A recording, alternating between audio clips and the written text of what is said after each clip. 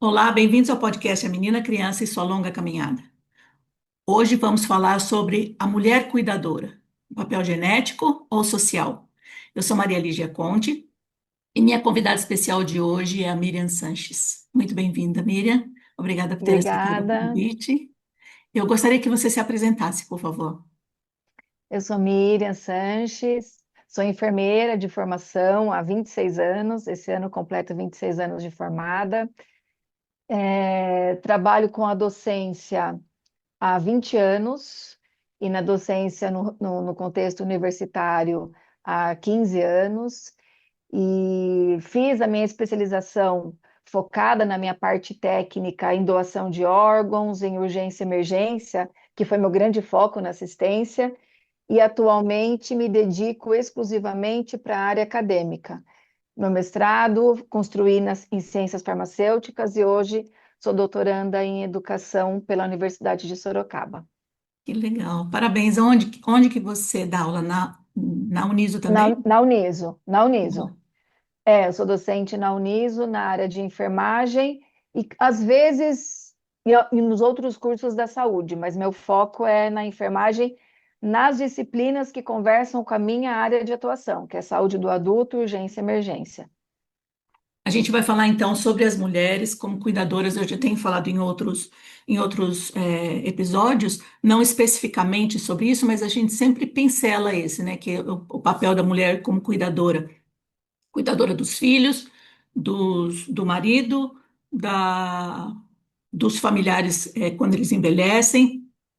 E daí tem essa questão da enfermagem também, né? A maioria dos seus alunos são mulheres ou é misto? Como é? Mulheres. A maioria. A gente carrega esse estigma desde a origem da profissão, né? A enfermagem, ela desde os seus primórdios, ela conversa muito próximo com o gênero feminino, por ser uma profissão voltada para esse cuidado, é, onde o homem não se encaixava na antiguidade, porque o homem era o provedor e a mulher cuidava dele, cuidava dos filhos, cuidava da casa, cuidava. E muito intimamente com essa relação, o olhar do cuidado também para a questão religiosa, né? Onde sempre foi, a grande maioria, as mulheres que levavam até os seus homens, né? Para o contexto religioso. Então, a gente sempre teve uma origem dessa profissão muito voltada para o cuidado pelas mulheres. Com o passar dos anos, a gente começou a ter o aparecimento dos homens nesse cenário do cuidado, mas de maneira muito discreta.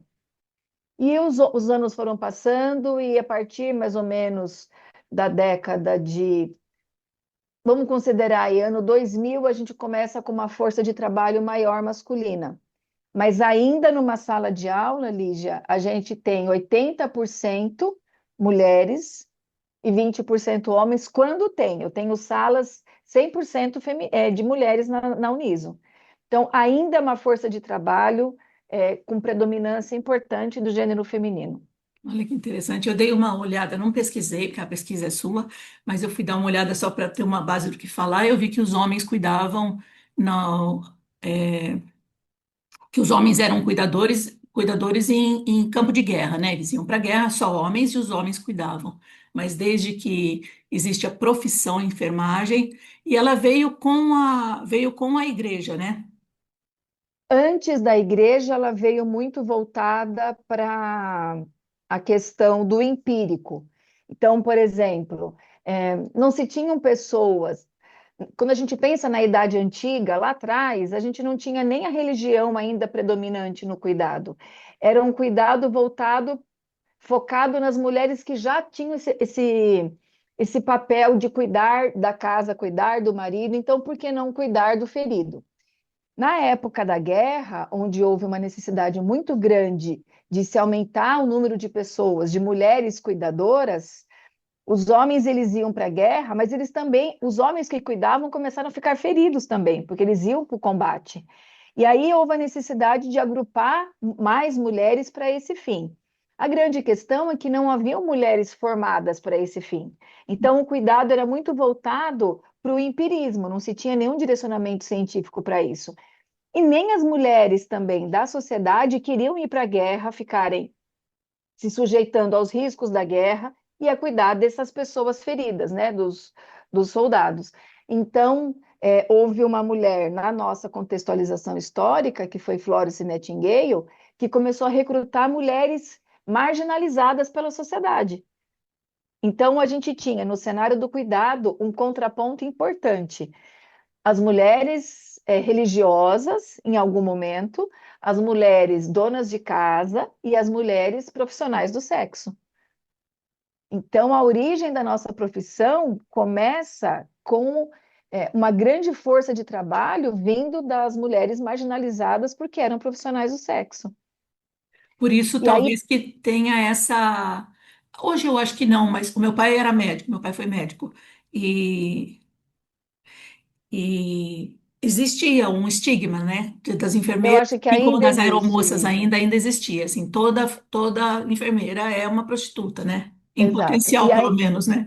E eu acho que ainda existe um apelo sexual ainda para isso, né? É? A gente ainda tem piadas levando a mulher enfermeira para esse lugar sexualizado, ainda tem sex shopping. A fantasia que mais vende é a da enfermeira. Então, você ainda tem um apelo sexual importante voltado para a nossa categoria, mas muito se conversa com esse passado que a gente teve a força de trabalho vindo dessas mulheres, né? E que faziam o seu cuidado, muitas vezes sem conhecimento, orientadas por alguém que sabia mais, mas elas tiveram o seu papel importante nessa construção da profissão, Olha que né? interessante. E a Muito questão do interessante. cuidado, quando a gente diz, quando eu comecei, apresentei, falei do papel social, né, da cuidadora, papel social, papel genético. Como que você vê isso? O fato de a mulher cuidar mais do que o homem cuida? A gente tem mais tempo? Eu acho que a gente foi colocada nesse lugar, né? Uhum, Desde sempre. Se a gente olhar para o nosso passado, a gente tem um histórico, uma linha do tempo onde a mulher era formada para servir o tempo todo, né? Então, a mulher que servia para procriar, a mulher que servia para cuidar do marido, dos filhos. Então, a mulher sempre teve esse papel de servir. E aí, com o passar do tempo, a mulher começou a perceber o seu significado, que ela não podia, ela não precisava só servir, ela também podia se servir, né, do que ela queria para a vida dela. Então a gente começa um movimento de mulheres se reconhecendo no seu papel, com mais autonomia e com mais vontade de fazer alguma coisa por ela própria. Então a gente começa um movimento da mulher sair do papel de procriação e decidir que ela não quer ser mãe. uhum, E isso antigamente era um absurdo, porque a mulher foi feita para procriar e cuidar dos filhos, né? Aquela mulher que não quer mais cuidar do marido, porque ela nem casa mais, ou do parceiro ou da parceira, seja como for. Então a gente começa a ter um lugar que essa mulher começa a criar uma independência no contexto social muito interessante. E hoje a gente tem esse papel do cuidado, é claro que ainda num contexto muito minori, tem uma minoria muito importante, mas o homem também tem o papel do cuidador, uma proporção muito menor, né? Mas hoje, quando um casal de idosos só tem filho homem, ele vai muitas vezes para casa asilar, porque não tem mulher para cuidar dele, não tem filha mulher. Porque o papel desse, ele foi formado, ele foi direcionado na sua criação para ser o provedor e não o cuidador. Então, a gente tem nesse contexto histórico um olhar ainda voltar. Existe um movimento diferente hoje, mas a gente ainda tem o papel do cuidado voltado para o gênero feminino. Não tenho dúvida disso.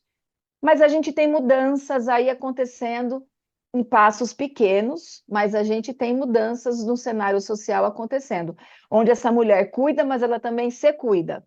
Ela cuida, mas ela também tem um papel de tomada de decisão sobre ela, né? Não quero ser mãe, não quero ficar cuidando para o resto da vida de alguém, não quero. Então, existe aí um, um contexto social de mudança que eu acho importante, porque junto com essa questão do papel da mulher cuidadora, vinha também o papel da submissão, né? uhum. É. E na nossa categoria não é diferente, Lígia, porque a gente, por muitos anos, cuidou sob o comando do médico. Então, né, dentro do cenário do cuidado, qual era o papel mais importante? O do médico. O que o médico falava, o enfermeiro seguia. Demorou um tempo para a enfermagem conseguir um papel dentro de uma equipe que hoje a gente consegue olhar o médico com o mesmo valor do enfermeiro na execução da assistência ao paciente. O médico cuida da doença e o paciente cuida e o enfermeiro cuida do paciente. São funções diferentes. Mas em algumas instituições, em algumas cidades, em alguns cenários, ainda existe o enfermeiro respondendo para esse médico, o que aconteceu durante muitos anos. Mas hoje a gente não tem mais esse papel de responder ao médico, a gente responde ao enfermeiro. A gente responde a uma hierarquia que não compete mais ao médico esse lugar de referência, porque a construção da nossa formação foi endossando esse enfermeiro uma autonomia no cuidado que ele conquistou esse espaço de alguma forma, Dentro da sabe? Então, enfermagem tem subdivisões, não tem? Ainda, tem categorias. categorias. Então, a gente tem o enfermeiro, que é o responsável, né, por toda a equipe. Você tem o técnico de enfermagem e o auxiliar de enfermagem. Então, Ah, são três categorias. O auxiliar e o técnico respondem ao ao enfermeiro. enfermeiro. O enfermeiro tem esse papel de liderar a equipe e liderar o cuidado. E o enfermeiro já não responde para o médico, então. Não. Algumas instituições ainda colocam esse vínculo. Mas pelo nosso Conselho Regional de Enfermagem, pelo nosso Conselho Federal, que é o COREN e o COFEN, nós não temos a- nós não temos a obrigatoriedade de responder para esse profissional, porque ele não faz parte da nossa categoria. Teoricamente, eu só respondo para quem faz parte da minha categoria. Eu Olha que posso legal. responder para enfermeiros que estão acima de mim numa classificação hierárquica, mas não a outro profissional, Entendi.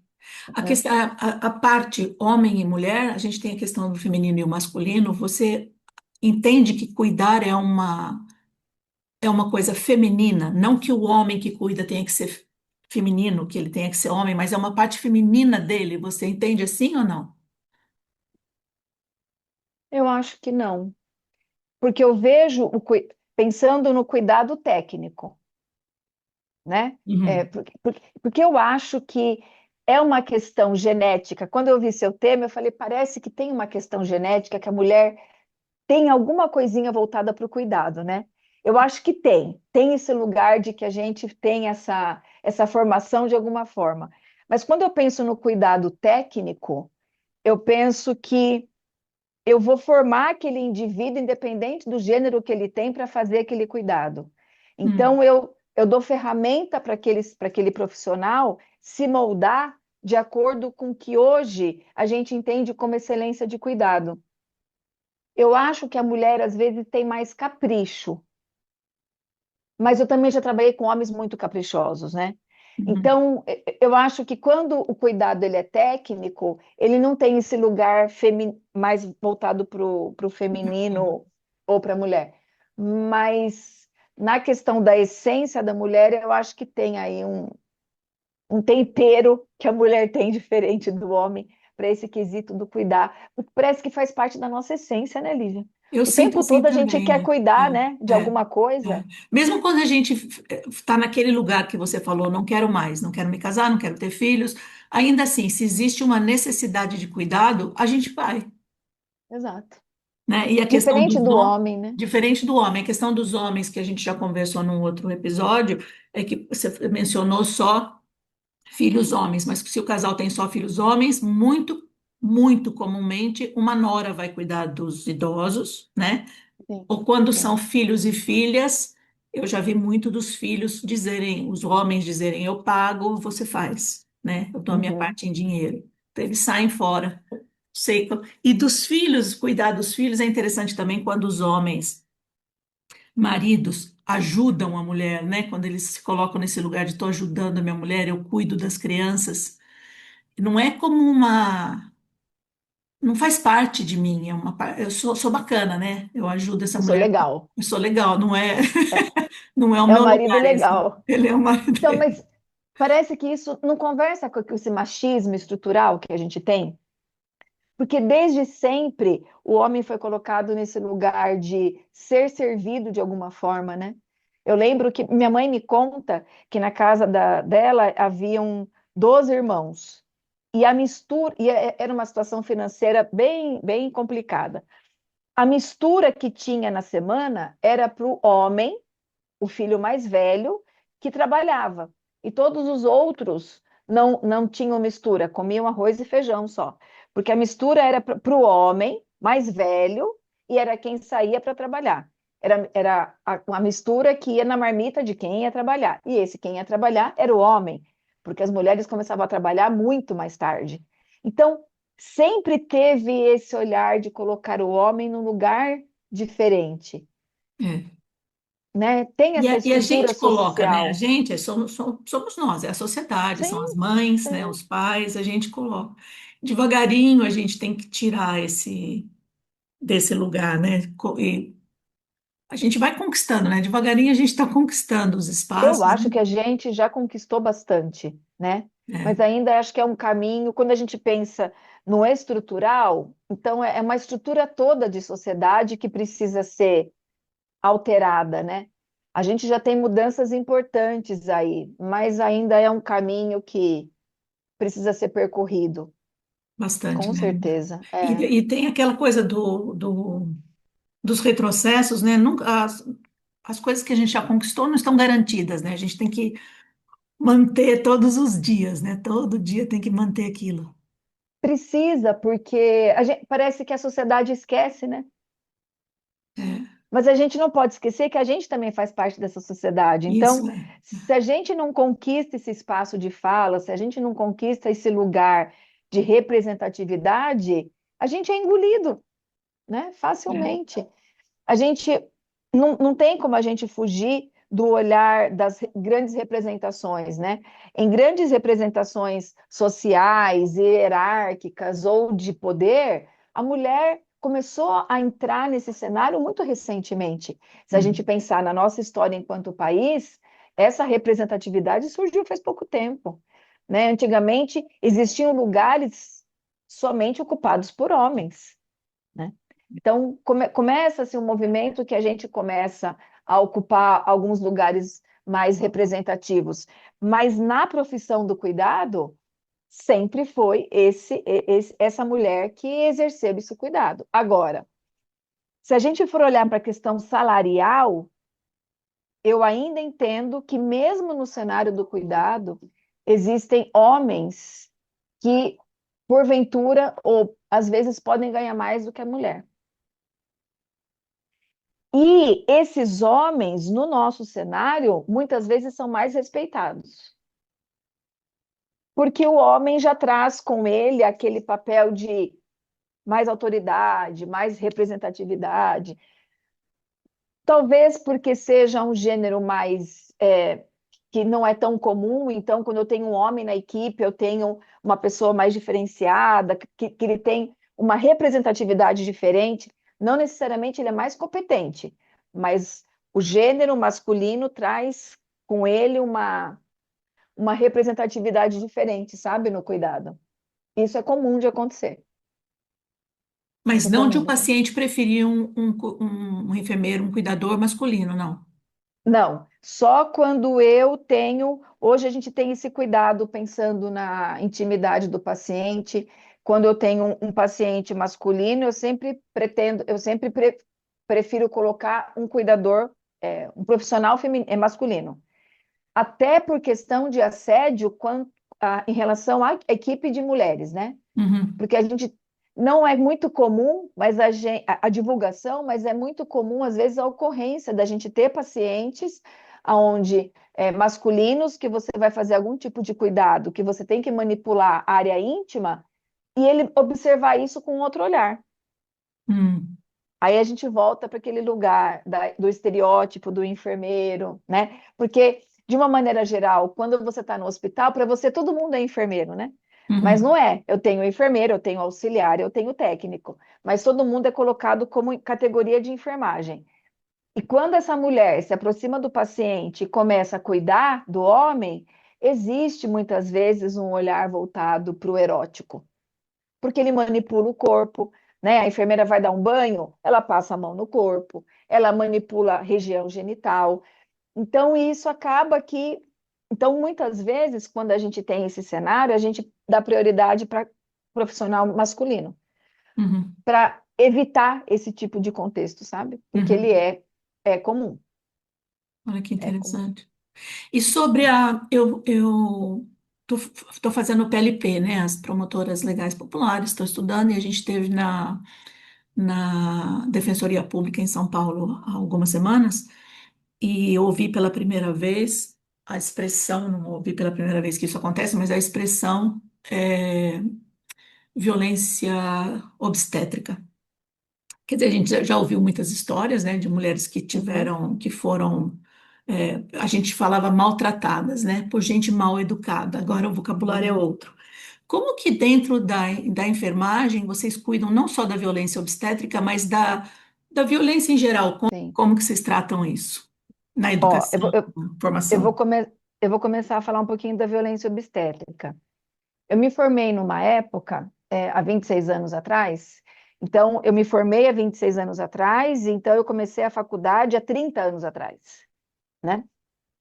E eu fui formada em uma das universidades mais tradicionais do país, que é a PUC.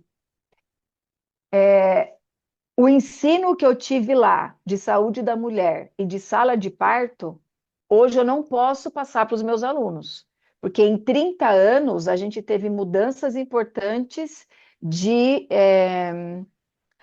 os direitos do paciente. Então, antigamente, Lígia, a gente falava assim para paciente. Eu aprendi a fazer parto com a minha professora falando: bora fazer força, vamos lá.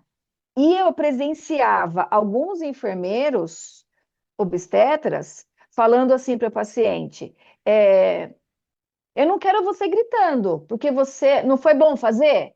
É. Agora vamos para esse bebê. Então, antigamente, isso era aceitável. Graças a Deus, a gente passa por um momento onde o direito do paciente cria uma força que a equipe de saúde, independente da categoria profissional, foi obrigada a se adaptar. Então, quando a gente fala violência obstétrica, é a violência em todos os sentidos, não só da minha tratativa com essa mulher que está num momento frágil e nesse momento ela precisa de apoio para um trabalho tão difícil que é fazer um bebê nascer, porque a gente acha que parto natural, ele é natural e a criança só nasce, não é, É. né? Tem muito trabalho aí, por isso que chama trabalho de parto, né? Tem muitas emoções, questões hormonais, físicas envolvidas, e também tem o olhar de que o profissional ele precisa mais olhar para o ser humano. A gente não pode ser um técnico que a gente não pense em quem é esse humano que eu estou cuidando.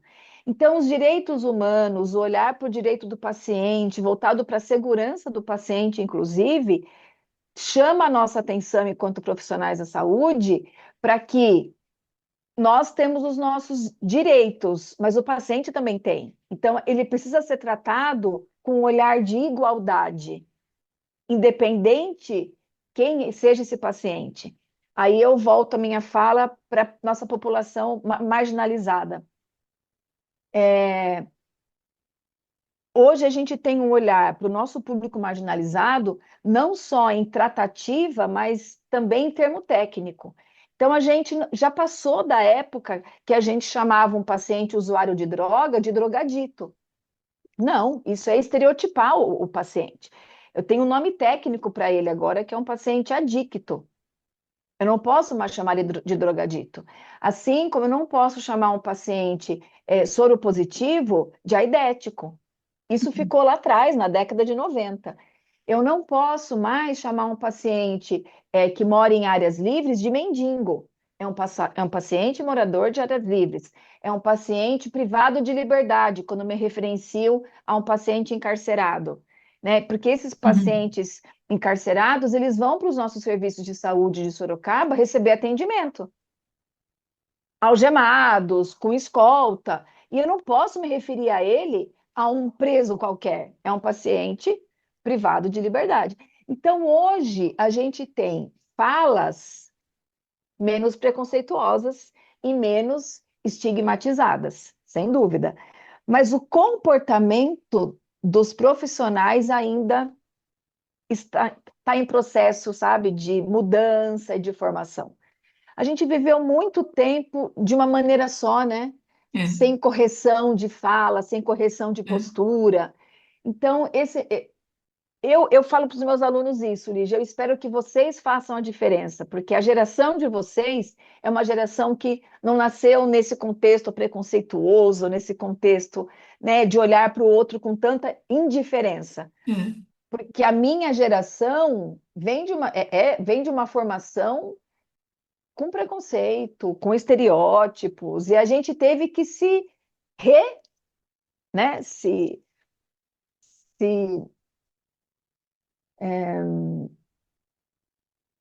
se reestruturar, mudar o ponto de vista, mudar o olhar, reconhecer o outro como um, tirar esse estigma do preconceito, esse estigma do olhar é, voltado para as diferenças, porque na verdade ele não é diferente, ele é igual a qualquer outro, ele está numa traz com ele. situação social diferente, né? É assim que eu vejo também, né? Exato, É. exato.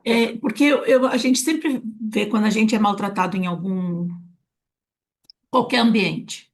A gente é a vítima de qualquer maltrato. A gente sempre fala, tem essa fala, né? Por que que você está nessa profissão? Procura uma outra, vai trabalhar com livros, vai trabalhar com a grama, né? E esse profissional da saúde, o médico e o enfermeiro, escolheu isso, escolheu cuidar de gente. E a gente somos assim, a gente envelhece, a gente fica feio, a gente, né? Acontece tudo isso com a gente, fica banguela, de repente, né? A gente tem cheiro ruim, Tem cheiro né? ruim muitas vezes, Sim, sim. é.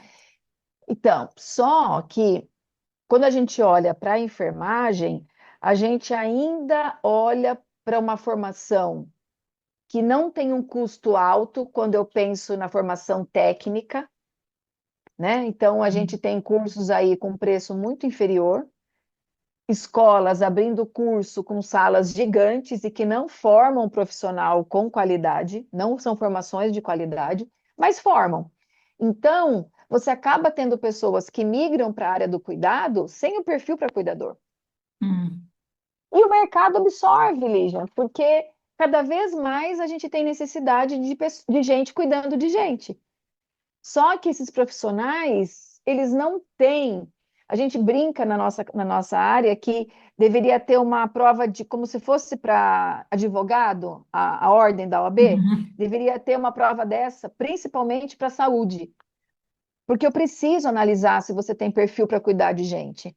Porque às vezes você está só lá pensando que eu chego no quarto, eu troco a cama de um paciente, eu faço um procedimento invasivo com o paciente e vou embora. Não, cuidar vai muito além, né?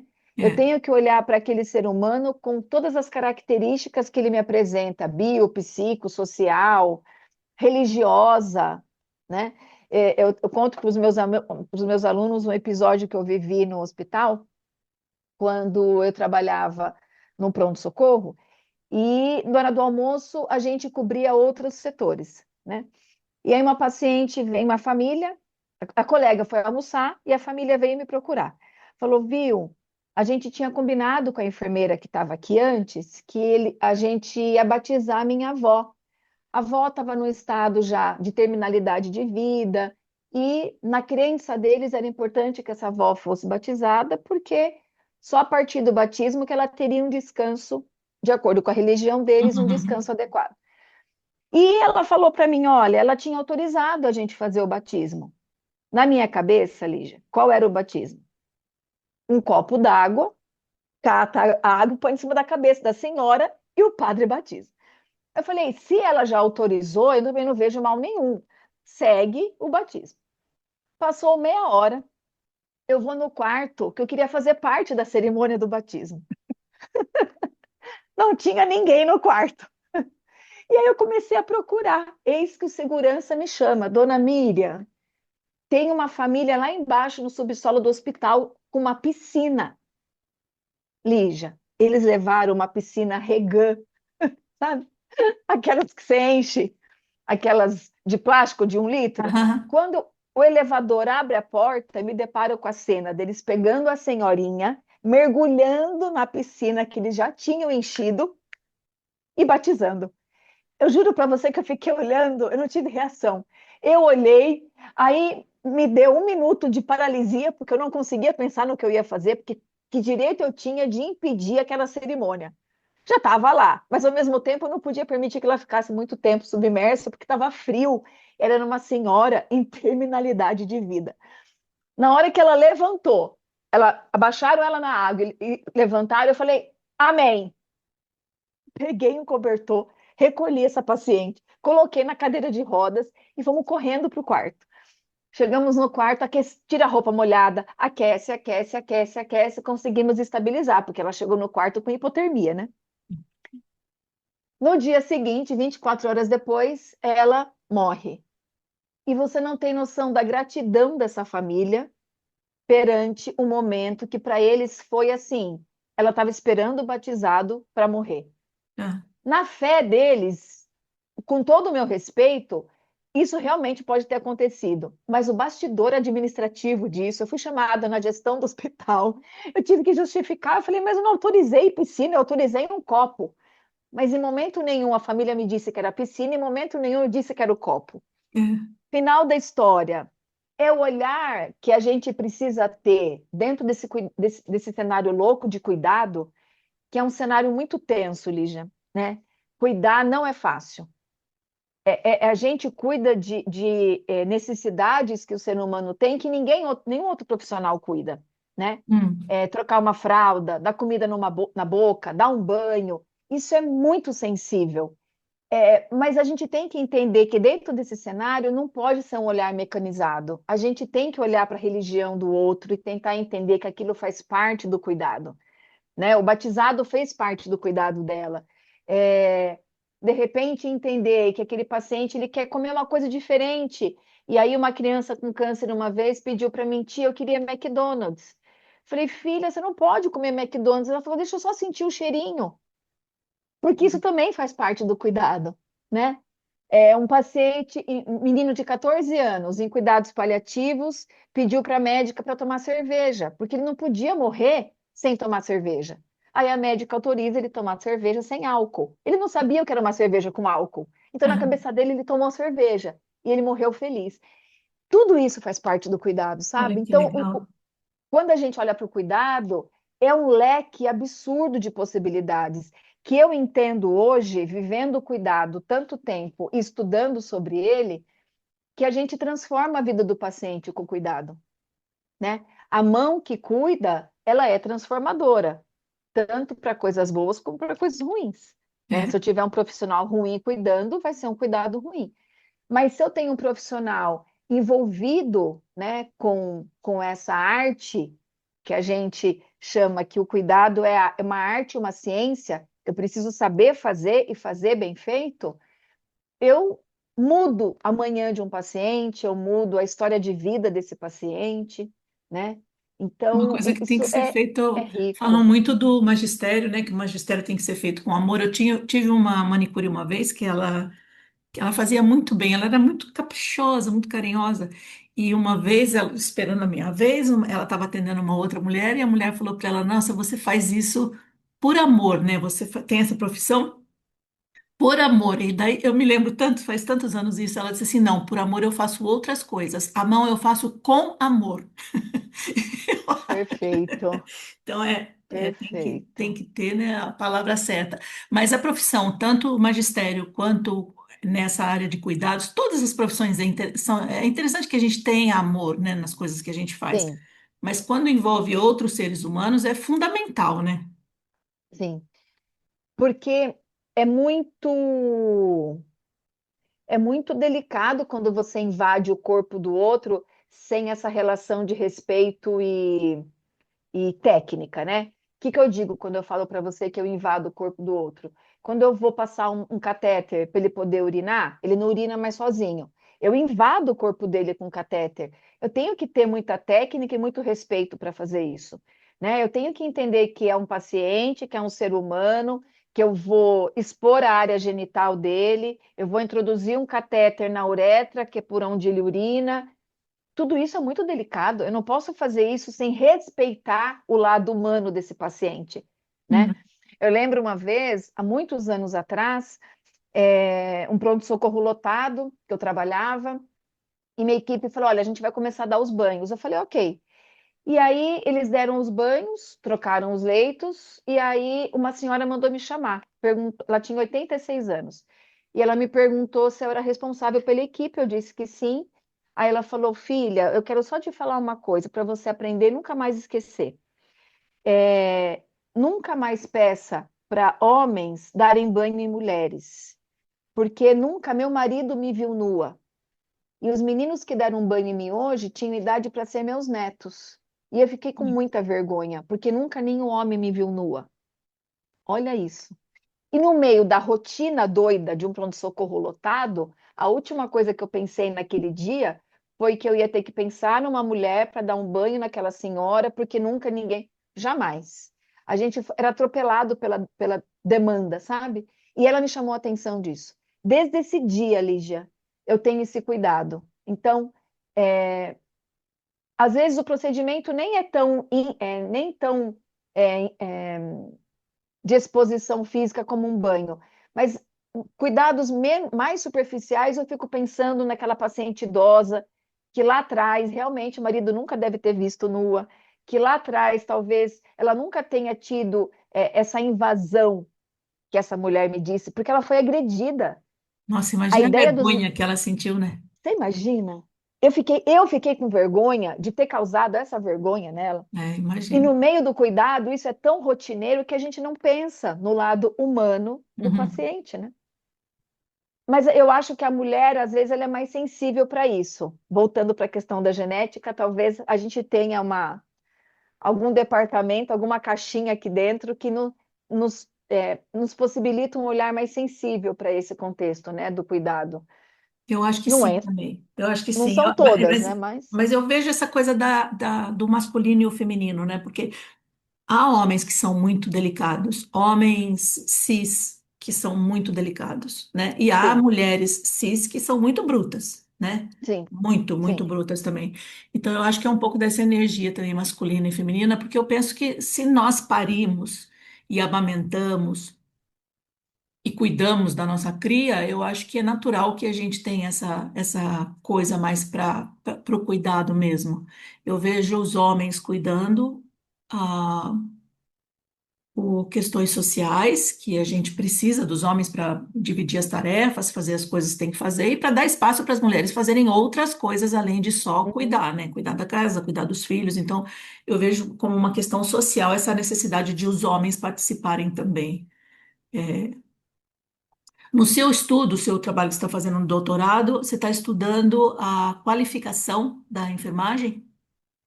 Na verdade, o processo formativo. É. Então, desde a questão histórica de como que essa profissão surge e de como ela se caracteriza como profissão. Porque Hum, durante muitos anos a gente não tinha a enfermagem como uma profissão. A enfermagem era cuidado, né?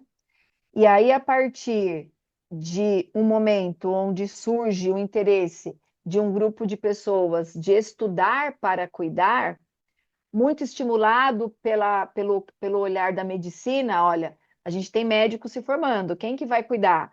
Então, começa então um movimento que se deu em 1931, onde começa um olhar para se estruturar a formação desse enfermeiro. Então, vamos parar de cuidar sem nenhum olhar científico. O cuidado precisa ter ciência. A gente não pode mais colocar o cuidado como algo empírico, porque a gente tem uma origem, Lígia, no cuidado voltado para feitiçaria, voltado para um segmento do médico que o médico falava, a gente fazia, ou um segmento religioso, né? Quando a gente olha para a religião, essas mulheres cuidavam achando que estavam agradando Deus e que iam conseguir ir para o céu. Então, Hum, a literatura também traz esse olhar da enfermagem como um passaporte para ficar mais próximo de Deus. A literatura é hum, muito clara nisso. As mulheres faziam cuidado para se aproximar de Deus. E aí a gente, ao longo dos anos, sai desse estigma religioso e desse estigma empírico e começa a ter uma imersão no contexto da ciência. uhum, E aí, vinculado a uma necessidade, que fique claro. A necessidade era: precisamos curar os feridos da guerra. A gente não podia perder os soldados, senão quem quer lutar nas grandes guerras? E aí surge uma mulher que a gente reconhece como a precursora da nossa profissão, que foi Florence Nightingale, que muito é, influente socialmente e estudiosa, ela começa a trazer um olhar para a ciência. Então, ela ia estudar e trazia a ciência para o contexto do cuidado. Então, ela entra naquele cenário de guerra sujo, com os feridos morrendo de infecção, e começa a mostrar, baseado no conhecimento que ela tinha adquirido, que a higiene podia evitar que os soldados morressem, porque eles estavam morrendo por infecção. E o que proporcionava a infecção, o que fazia com que os feridos tivessem infecção, era o cenário sujo que eles estavam sendo cuidados. E aí começa a mudar o cenário, e aí começa a despertar o interesse da sociedade. Fala, olha, não é que parece que dá certo esse negócio? E aí a gente começa conquistar um espaço diferente na sociedade. Ainda por muitos anos teve uma relação com as religiosas, só que as religiosas começaram a estudar. E aí elas estudavam e ensinavam as outras mulheres a cuidar. Então começa aí um cuidado mais alicerçado na ciência. E hoje a gente não consegue ter outro olhar de cuidar sem ter ciência. O próprio título de cuidadora, Lígia, é uma formação que a gente tem hoje no Brasil. Hoje você pode fazer um curso de cuidadora. hum, Essas cuidadoras, muitas vezes, elas procuram esses cursos, elas não podem trabalhar em hospital, né? O termo cuidadora é um curso que eu faço de algumas horas que te dá conhecimento básico para cuidar, e geralmente essas pessoas fazem esses cursos para cuidar dos seus parentes. Elas não têm espaço profissional, porque não é um uhum. curso profissionalizante. Mas muitas delas se encantam pelo cuidado, ou já são picadas pelo bichinho do cuidado, e depois elas vão fazer um curso profissionalizante para poder atuar no Uhum. hospital. Porque algumas pessoas, quando a gente pergunta lá na universidade, por que você veio fazer enfermagem? Geralmente essa é a pergunta do primeiro dia de aula. Muitos falam, porque eu perdi um parente, porque eu cuidei de algum parente. Muitos têm a relação com cuidado já, né? Ah, Então, muitas das pessoas que hoje migram para essa profissão têm alguma relação com cuidado de alguma forma, ou porque cuidaram de alguém, ou porque precisaram de cuidado, não foram bem cuidados e querem fazer diferente com o outro. que legal. De que país É, é a Nightingale? Inglaterra. Ah, ela é inglesa. Ela é inglesa. É, Então, é. teria começado lá a enfermagem. Sim, Durante começou lá a guerra, as durante a grandes Guerra guerras. Você da fala Primeira e Crimeia. Segunda Guerra. Ah, da A Crimeia. guerra, a da Crimeia foi a guerra que deu esse pontapé quando ela leva muitas mulheres e ela organiza e gerencia o cuidado naquele cenário de guerra. E Hum, essas mulheres eram o contraponto das religiosas e das mulheres profissionais do sexo.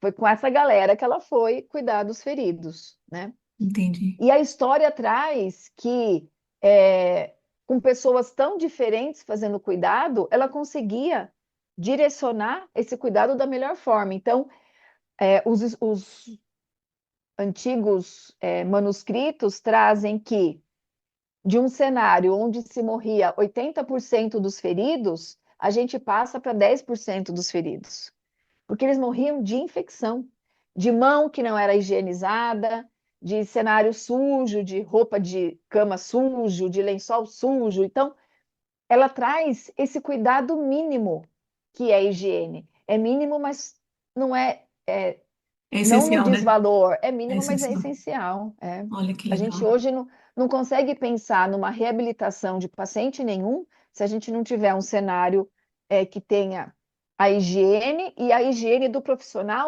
na realização desse cuidado, né?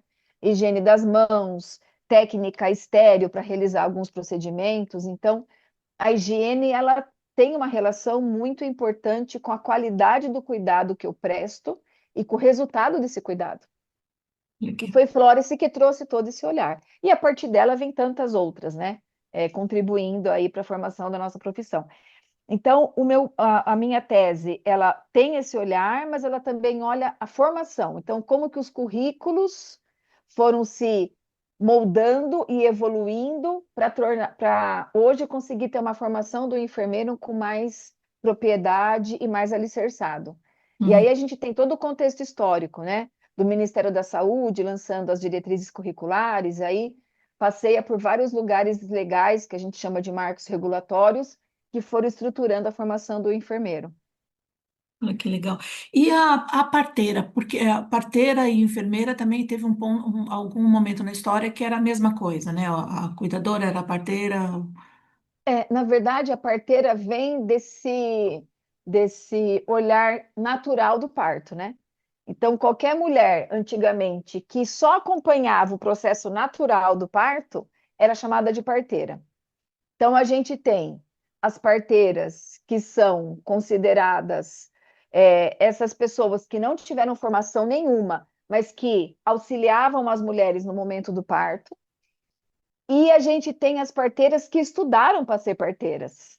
E aí, numa briga grande com as enfermeiras obstetras, porque essas enfermeiras elas são graduadas e pós-graduadas para fazer parto. E de repente a gente tem um grupo de mulheres sem conhecimento científico, mas com uma bagagem de experiência absurda, que faziam partos muito difíceis, né?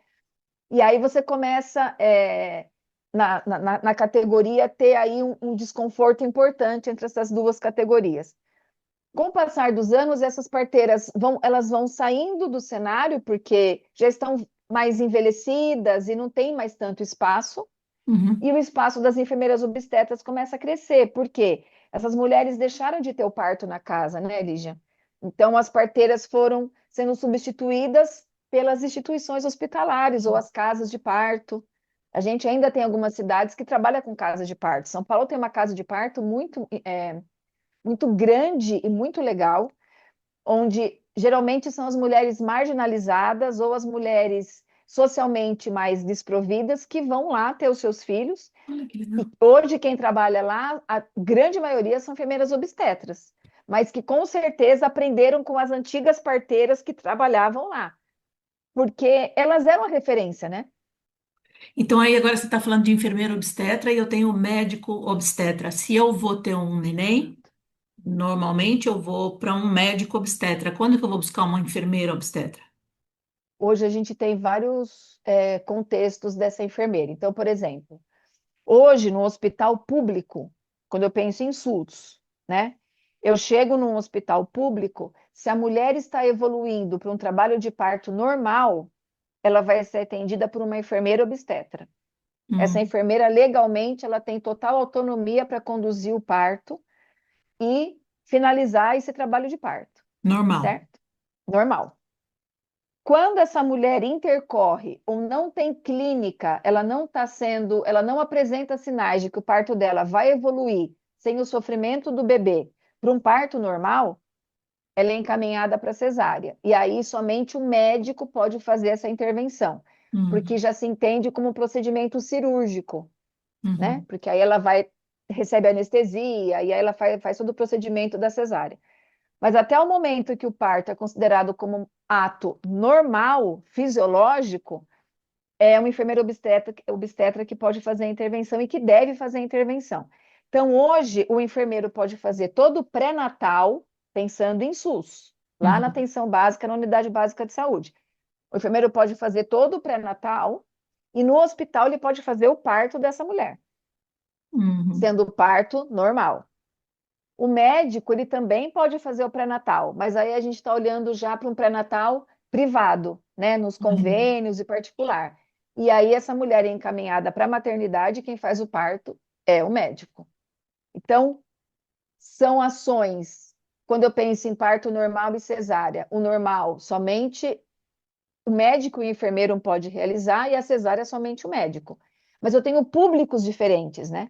Hoje, os enfermeiros obstetras, eles são procurados pelas mulheres que frequentam o cenário privado de convênio ou particular para serem acompanhantes delas.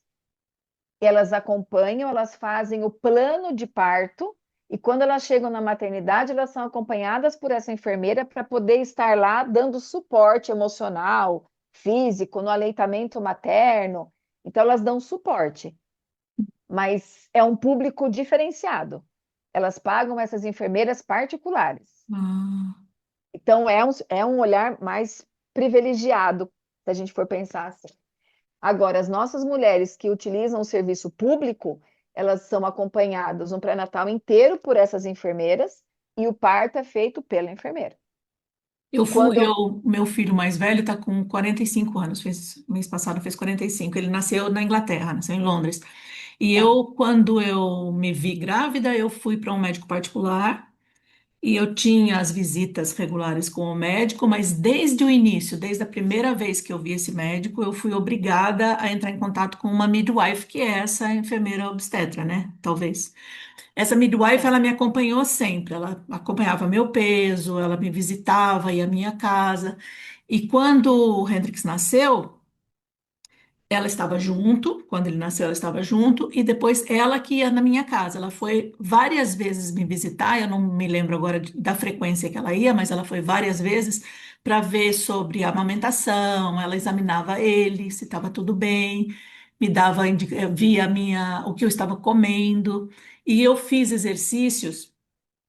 Antes de ele nascer, a gente fez vários exercícios. Eu fiz sozinha e fiz com o pai do meu filho também, algumas vezes que ela chamava para vir. Exercício de respiração, e ela pintava quadros feios. Inclusive, quando nasceu o Hendrix, eu falei para ela: Nossa, nem foi tão ruim, você fez parecer que era horrível. Ela falou: Eu faço assim, porque daí o que acontecer, você vai falar: Nossa, foi fácil. Mas Tirei eu de tive isso letra, né? durante toda a gravidez. Eu só descobri que estava grávida, na verdade, eu já estava quase com 3 meses de gravidez, mas todo o período com essa assistência. Mas era um médico particular, eu não podia, naquela época, era 1980, não podia fazer pelo sistema público lá de saúde deles, né? Não podia usar. Tinha que ser. Inclusive, eu fui a um médico que eu não estava me sentindo bem. O médico pediu exame de gravidez, eu estava grávida.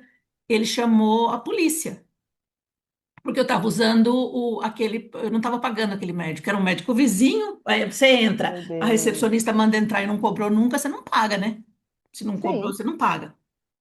E aí, quando eu estava grávida, ele avisou a polícia foi na minha casa, de boa, foi na minha casa e disse que ou eu saía do país ou eu contrataria um médico particular. Eu contratei um médico particular. particular, mas mesmo assim, ainda a polícia veio várias vezes na minha casa porque queria eles não queriam que tivesse ele lá, porque o Hendrix, quando nasceu, e foi interessante que ele acabou de nascer, assim, teve essa coisa da polícia em cima durante todo o tempo, não com violência, mas uma insistência. Sim, E eu tá. dizia que meus pais iam chegar na Itália, ai, aquela conversa que você conta, né? Meus pais iam Uhum. chegar na Itália em breve, e assim que chegasse eu iria para lá, porque minha intenção era ficar lá na Inglaterra. E aí ele estava acreditando nisso. Até que completei 7 meses, aí eu disse que meus pais já estavam chegando de fato, mas eu não podia voar, eu não podia, eu não podia mais. Então eu ia ter Não que podia ficar. mais sair de lá. E no Exato. momento que ele nasceu de madrugada, logo de manhãzinha, já vieram documentos e várias coisas com os direitos dele e os direitos que eu adquiri, porque a partir daquele momento eu tinha um cidadão inglês e eu sou responsável por Inglês. ele, né? Então eu consegui várias coisas. Mas essa midwife estava comigo o tempo todo o tempo ela estava assistindo, orientando, tudo foi bem legal. Mas dentro de um pacote particular. Mesmo que eu fizesse com o outro, o outro eu não teria que pagar, ela eu paguei. Mas se eu tivesse feito dentro do sistema de saúde, uma outra pessoa, certo, né? Mas uma midwife me acompanharia, Tá. porque não Porque quando a gente pensa em sistema de saúde, a gente tem uma diferença importante para outros países, né, Lígia? A é, gente ainda é o único país que tem um sistema que olha para o paciente como um todo, que permite a integralidade desse cuidado, a equidade e a universalidade, né? Pensando que, por exemplo, o que eu quero dizer com isso? que o paciente hoje, ela vai na unidade básica pensando em sistema único, né, público. Ela vai na unidade básica, ela detecta um câncer de mama. Aí ela vai para o hospital, ela faz a extração dessa mama, ela vai para o ambulatório, ela começa a quimioterapia, e hoje a gente já consegue refazer a mama dessa mulher com o SUS patrocinando uma prótese para poder fazer a reconstrução da mama. Tudo isso por um sistema gratuito, Uhum. gratuito, né? Um sistema público do nosso país. Em outros países, isso é muito complicado. A gente não tem todas essas possibilidades dentro de um único sistema. Se eu quiser algo além, eu tenho que contratar particular. Hoje, dependendo do estado e a cidade que você está, você consegue fazer um tratamento por completo. A gente é o único país do mundo que faz transplante de órgãos totalmente pelo SUS. Uhum. Então, a gente hoje tem um sistema que, infelizmente, não é igual em todos os estados, com a mesma qualidade de serviço, mas a gente tem um sistema que possibilita acessos que em outro país você não tem. É. Para ter, você tem que bancar, né? Lá era gratuito. Eu tenho uma amiga que é daqui de Sorocaba também. A gente estava junta lá e estávamos grávidas juntas. A filha dela nasceu uma semana depois do meu filho. Só que ela nunca pagou o médico, né? Eu pagava porque meu pai pagava. Meu pai mandava o Tá. dinheiro e pagava. Ela não pagou, então ela foi fazendo. Ela ia no hospital quando precisava. Ela não fez um acompanhamento devidamente, né, correto lá em 1980. E quando Uhum. nasceu a criança, nasceu dentro desse sistema de saúde. Ela não pagou o parto. Ela foi de graça. Foi maltratada, assim, sabe? Não Isso foi que eu ia bem falar, qual é a tratada. diferença que vocês perceberam, Ela né? foi bem maltratada. Ela teve um traumazinho lá para ter a neném dela. Mas foi gratuito, né? Ninguém nunca mandou conta para ela. É. É, Mas aqui a gente vê, tem muitos estrangeiros que vêm para o Brasil para tratamento, né, dos dentes, dos olhos, de sim. câncer, de várias coisas, né? Sim, a gente tem hoje um hospital que é referência da América Latina para olhos, né? Que é Aham, o BOS, né? O o boss, Banco de Olhos de Sorocaba. A gente é referência da América Latina. Então, existem serviços muito bons aqui, né? E que muitos deles são pelo Sistema Único de Saúde, né? são Tem gratuitos, uma né? diferença, é. É, Mas é esse lugar que me incomoda quando eu penso que o mesmo cuidado num serviço privado é de um jeito e no público é outro, né? Por quê? Né? A gente não tem que ter diferença de qualidade de cuidado de acordo com o serviço que você está, se é é. privado ou se é público. A qualidade deveria ser a mesma, né? Mas E às vezes infelizmente é o não mesmo é. profissional, né, que trabalha nos dois lugares. Mesmo. A gente tem um Exato. profissional, meu plano de saúde não é dos melhores, mas eu ainda bem que eu tenho esse plano de saúde. Então, Uhum. o profissional lá que me trata e ele atende a minha filha num outro plano de saúde é outro tratamento. Totalmente diferente. É, Eu entendo que os recursos técnicos são diferentes, ok, mas o recurso humano humano, não deveria ser, não, né? O não recurso deveria. humano deveria ser igual, porque a gente é a mesma pessoa, né? Se eu trabalho no SUS, eu trabalho no privado, eu sou o mesmo profissional. Só que, infelizmente, a tratativa não é igual, né? A gente tem ainda, socialmente, a gente tem uma não sei se a palavra é aversão, quando eu falei para você de tratamento, que eu falei, preto, fedido e pobre e tal, aquela coisa, a gente tem essa coisa, essa aversão quando vai atender. Vê, por exemplo, se um mendigo te pede uma comida na rua, que já aconteceu comigo isso, pede para comer. Você entra no estabelecimento para pedir comida para ele, eles veem quem é a pessoa, ele faz a marmita para comer lá fora. Você está pagando para aquela pessoa. Aconteceu isso uma vez aqui em Sorocaba, lá no centro, e eu fui brigar. E a moça do balcão, que eu não sei se era a proprietária, ela falou: se ele entrar, os meus clientes saem.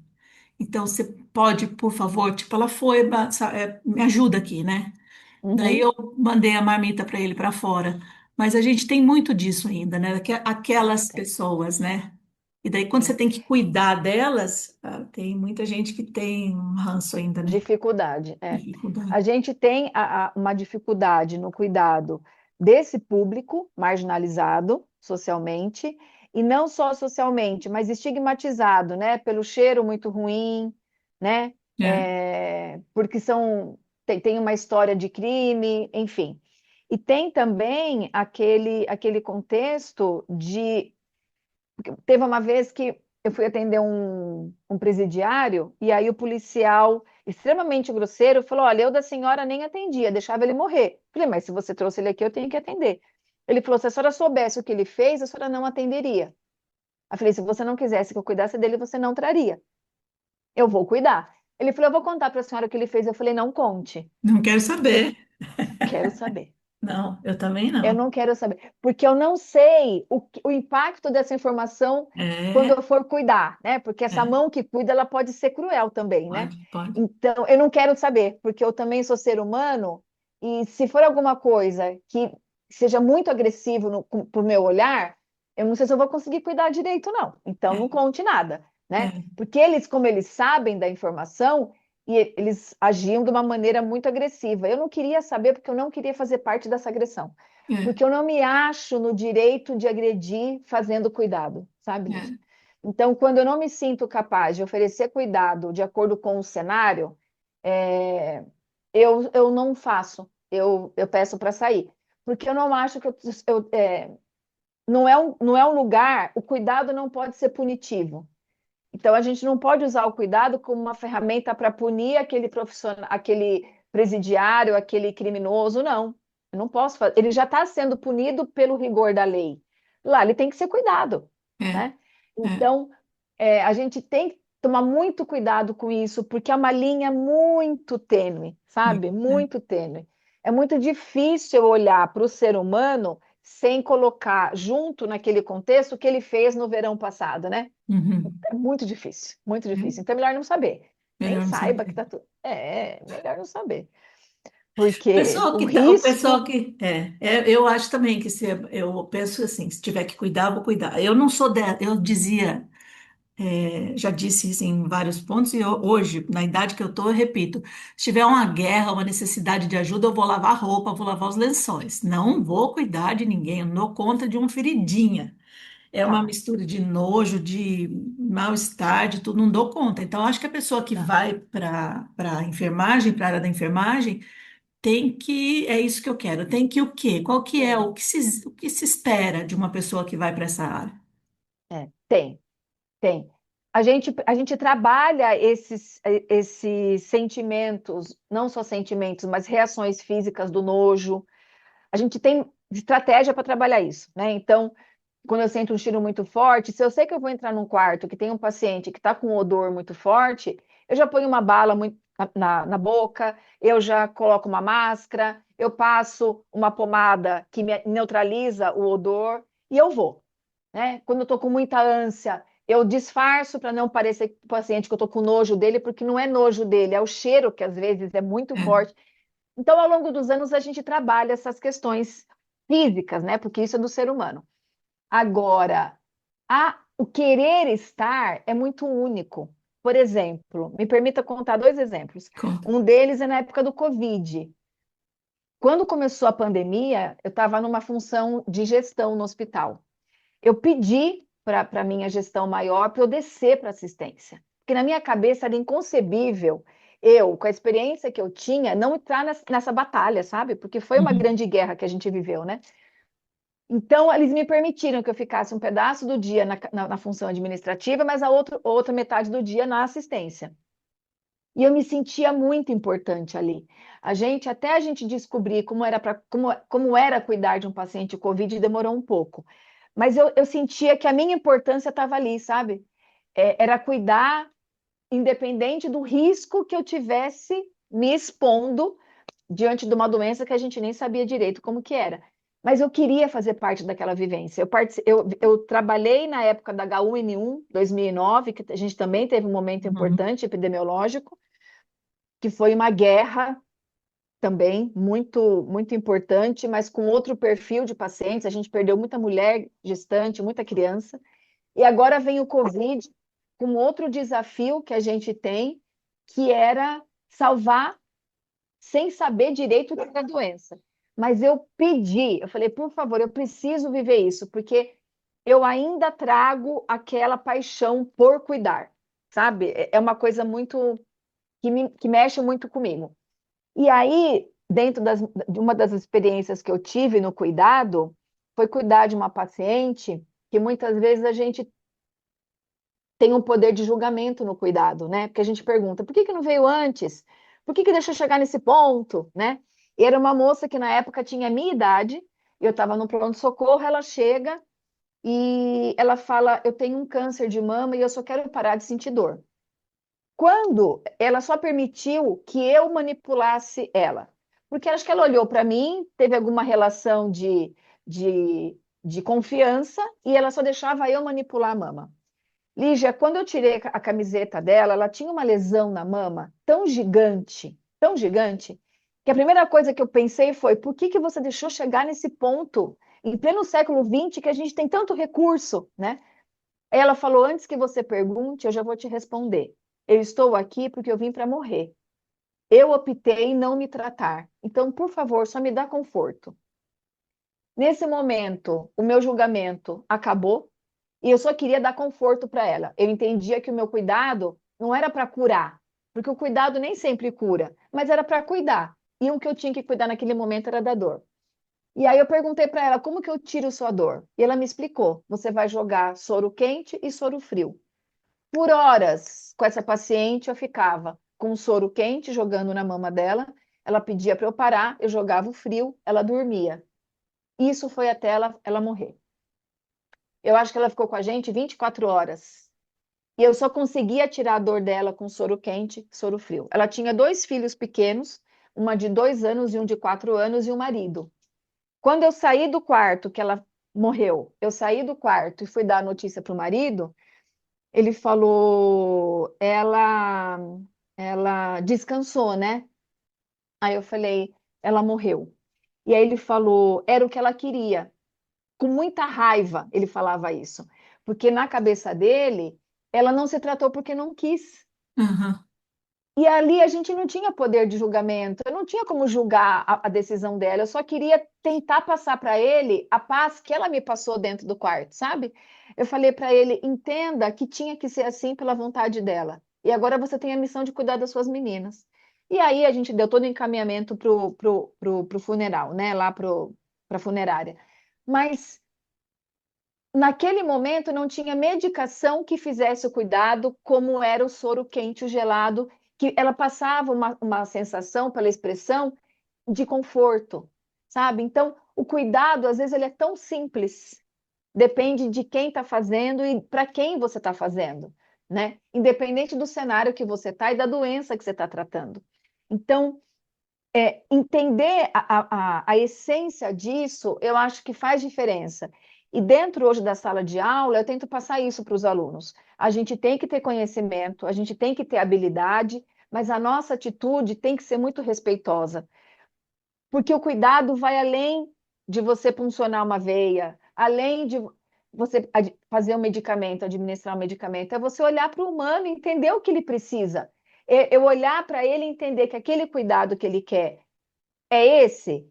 Está dentro do possível? Então é isso que eu vou fazer, né? Essa paciente me marcou muito. Ela tinha a minha Nossa, idade, imagino. Lígia, muito assim. E eu fiquei olhando para aquela mama, eu falava, por que pensando comigo? E ela viu que eu estava olhando para aquela mama e ela falou, antes que você pergunte, eu já vou falar, porque eu quis assim. Tem Ah, muitas pessoas que entendem o câncer como um castigo, né? é. E eles entendem que eles têm que viver esse castigo. Então, e eu não tenho como julgar isso, eu simplesmente cuido, né? Porque naquele momento que ela chega para mim, não tinha mais o que fazer, ela estava em fase terminal já. Mas se a gente consegue chegar antes, às vezes a gente até pode mudar o enredo, mas muitas vezes não, né? Muitas vezes não. Então, o que você diria para uma pessoa que vai fazer enfermagem, essencialmente é isso: a pessoa tem que querer cuidar, Tem. tem que E estar esse disposta. cuidado ele tem, e esse cuidado ele tem que ser técnico. Esse cuidado ele tem que ser com conhecimento. Hoje a gente não tem mais espaço para cuidado empírico, sabe? O Uhum. cuidado tem que ser pautado na ciência. Então, como que eu faço para poder funcionar esse acesso? Tem todo um estudo que me diz qual é a melhor rede venosa, a melhor veia que eu vou funcionar, com qual tamanho de dispositivo. Então, tem explicação para tudo, não é É, fazer de qualquer jeito, se né? Então, existe o conhecimento, né? exatamente. Então, durante toda a formação que hoje o enfermeiro é formado em 5 anos, é trazendo essa responsabilidade, porque cuidar é um ato responsável, né?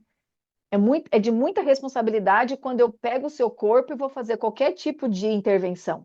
Eu tenho que ter muita responsabilidade, mas para eu ter essa responsabilidade, eu tenho que ter conhecimento. Então, não dá para cuidar sem ter ciência, não dá para cuidar sem ter habilidade, que essa habilidade a gente desenvolve, né, com o É, passar do tempo.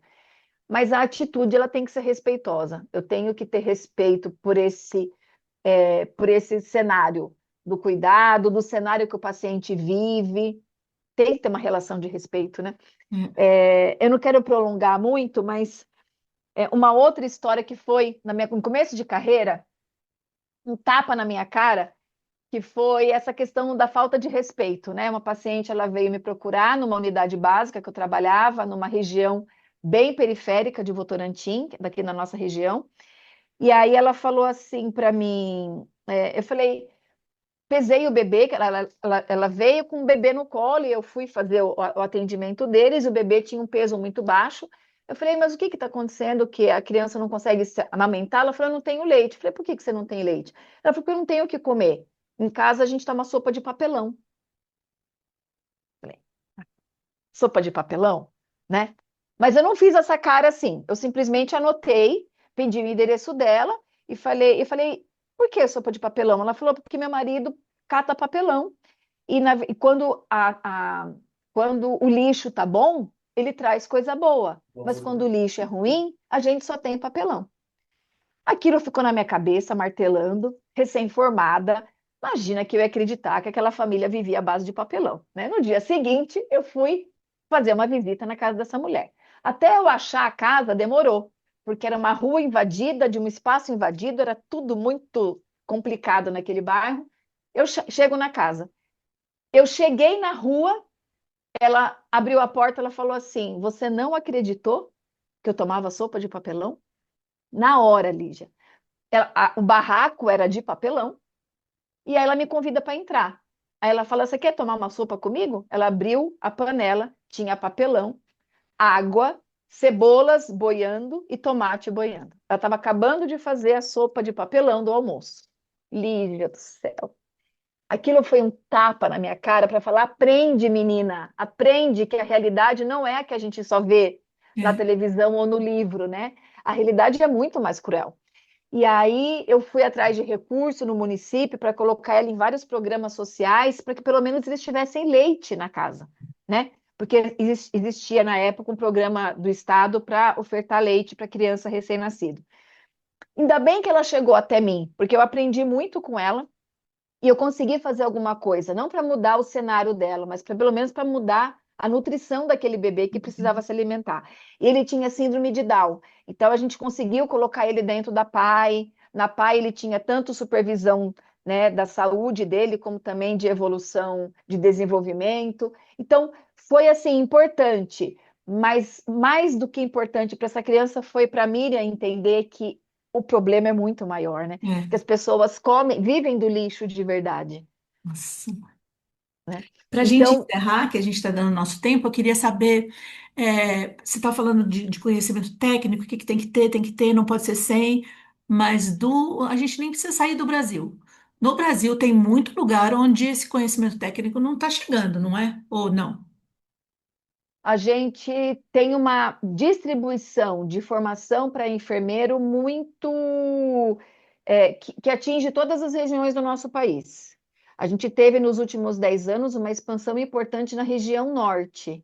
Na região norte, a gente teve uma expansão de 123% de instituições de ensino superior que ofertam formação para enfermeiro. Hum, Então, se você olhar o mapa do Brasil, a gente tem em todas as regiões instituições que estão formando enfermeiro. Agora, qual a qualidade dessa formação, aí merece um estudo mais profundo, né? entendi. O que a gente pode dizer é que nas regiões mais extremas do nosso país, talvez falte mais recurso, mas aí ainda existem programas do governo que mandam equipes grupos de saúde para poder fazer algum tipo de intervenção, né? Que são as populações mais afastadas. Mas em termos de formação, a gente tem uma expansão em todo o território nacional de formação. Agora, a qualidade dos docentes, a qualidade desse processo formativo, aí precisaria de um estudo mais profundo para poder avaliar, né? Aham, Mas entendi. formação está acontecendo. Que legal, que bom. Ainda que não seja uma coisa maravilhosa ainda em alguns lugares, pelo menos está chegando alguma informação, Tá, não está mais só tá chegando. na arruda, né? Não. Meu pai dizia, meu pai era médico de coração e pulmão, era Aham. cardiologista e fisiologista, Pneumo. né? É. E ele dizia, às vezes ele tratava o paciente dava a medicação, o paciente voltava e falava, meu pai, e aí como que tá? Tá bom, doutor, eu comprei o remédio que o senhor falou e fui na benzedeira, não sei o que lá, a benzedeira me fez muito bem. Meu pai falava, tá bom, deixa o crédito para a benzedeira, tá bom, mas você tomou o remédio? Tomei. Então, Tomei. continua Tá tomando bom. remédio e continua indo na benzedeira, Na que tá bom. bebedeira. É, e a gente está cheio de benzedeiras ainda por aí, né? Ah, e as crendices têm seu espaço, né, na sociedade, né? Não Hum, deixam de ter, né? Não estou dizendo que elas curam, mas durante tantos anos as crendices, né, nortearam, né, muitos povos, né? Eu é. brinco com os alunos. Criança está com soluço, qual que é o significado científico da bolinha de lã vermelha que a mãe gruda na testa do bebê para ele parar de soluçar? Eu não sei, mas teve uma vez que minha filha parou de soluçar quando eu coloquei a lãzinha na testa dela. Então, É, eu já tive cura por benzedeira também, mas eu acredito que é muito da fé que a gente coloca, eu não sei explicar e sim, também não me preocupo em explicar. Tive a cura com a benzedeira e estou feliz. sim, sim. O importante é que resolveu, né? Resolveu, tá bom, daí indiquei ela para um monte de gente, falei, essa mulher é boa, essa daí É, era. muito bom, muito bom. Então tá ótimo. Nossa, eu gostei muito de conversar com você, a gente aprende bastante. Ai, quem tá lá? Aqui, ó, tem Já uma veio buscar visitante. colo. Olha que beleza. É, É menino ou menina? é menina, Julie. Julie. Uma É, tá belezinha. nervosa. Tentar acalmar para ela ficar quieta. O gato já veio no meu pé também, dá o tempo dele. A hora que vai dando o tempo, ele já começa a vir aqui no pé, É, começa a é, mordiscar. Muito obrigada por ter aceitado o convite de conversar, foi eu que excelente, achei ótimo. agradeço.